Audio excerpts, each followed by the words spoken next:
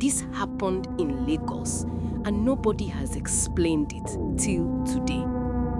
In Lagos, where millions struggle daily just to survive, also was Tunde Adeyemi, a humble and dedicated Bolt driver.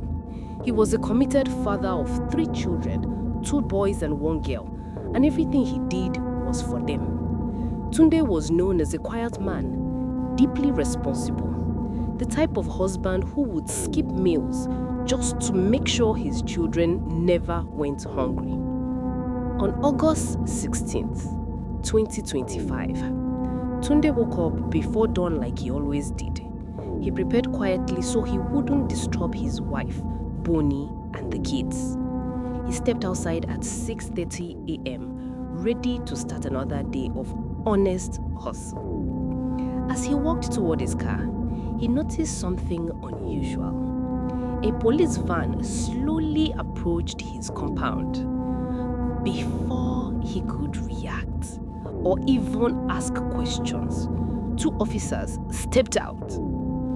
One of them said in a harsh, rehearsed voice, "You are under arrest. You have the right to silence, and anything you say will be taken down in writing and may be used as evidence in court." Tunde's heart dropped. Arrest? For what? He looked from one officer to another, expecting someone to explain, but no one gave him the response. His wife, startled by the disturbance, rushed outside, tying her wrapper hastily. She didn't even finish dressing her hair before running toward the officers. By the time she reached them, Tunde was already in handcuffs. She screamed, "What is happening? What did my husband do? Somebody talk to me." But none of the officers responded. They pushed Tunde into the van like a criminal, ignoring his wife's pleas and her desperate cries. Bonnie immediately instructed their 13-year-old daughter to take care of her brothers, while she rushed to the police station barefoot.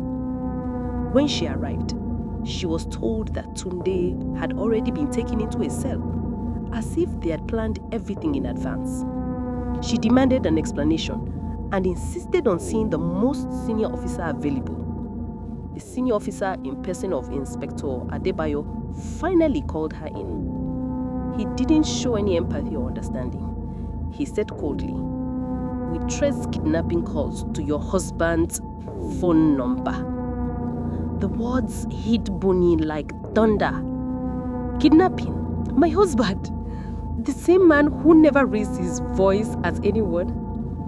She immediately called Tunde's siblings. They rushed to the station, all of them shocked and furious. Every day, they came to the station. Every day, Tunde repeated the same thing. "I am innocent. Someone sets me up. I don't know anything about any kidnapping." But truth means nothing where corruption lives. Days turned to weeks, weeks into torture, and still Tunde remained locked up without proper justice. One morning, when the family arrived for their daily visit, they were told that visiting was not allowed. "No visiting today." "Since when?" one of them asked. "No explanation," the officers replied. They were turned away like strangers. The next day, same thing. The next, same thing again. An entire week passed. No access, no updates, no explanation. Fear consumed the family. Something was deeply wrong. By the way, if you're still here watching, you're amazing. Don't forget to subscribe to our channel so you don't miss the next story. Finally, when the family threatened to escalate the case, the officers suddenly changed their tone. They called the family into the CID office. The senior officer looked at them blankly, no emotion in his face. Then he delivered the blow. "Your relative took his own life in the cell." The world stopped. Bonnie collapsed on the floor, screaming her husband's name. His safe place broke down, shouting in disbelief. The officer then played a piece of footage, blurry, shaky, with poor lighting, supposedly showing Tunde hanging from the cell window. But the family immediately noticed several things. The window was unusually high. The cell never had any rope. The footage looked cut, edited, incomplete. Everything was wrong.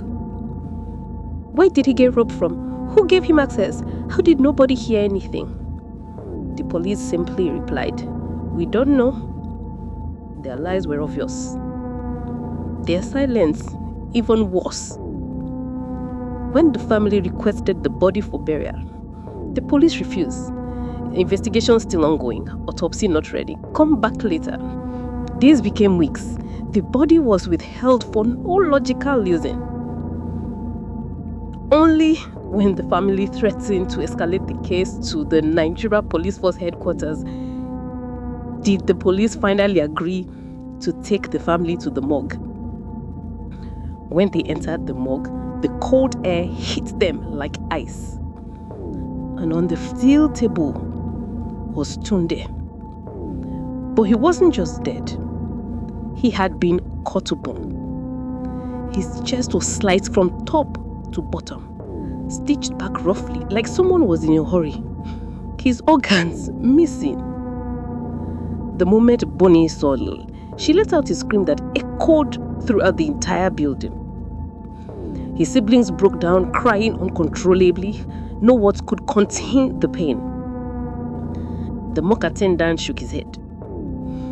This man did not die a normal death. He was brought here like this. When the news of today's mutilated body began to spread, pressure mounted on the police division responsible for his arrest. Inside the station, tension grew like a storm cloud. The officers who handled Tunde's case became restless. A predictable frenzy. Death by suicide while in custody. But pressure was still on and even growing much louder within Lagos State. Inspector Adebayo, the senior officer, and the two policemen who were involved in the case were assassinated by unknown gunmen on October 5, 2025. While the investigation into the case was still ongoing, which shows there is a powerful person behind this case who never wants his identity known. Thus, Tunde's case remains buried till today, as no other traces were left for the investigation. Thanks so much for watching. If you enjoyed this scary story of Tunde, please subscribe. I've got many more like this coming.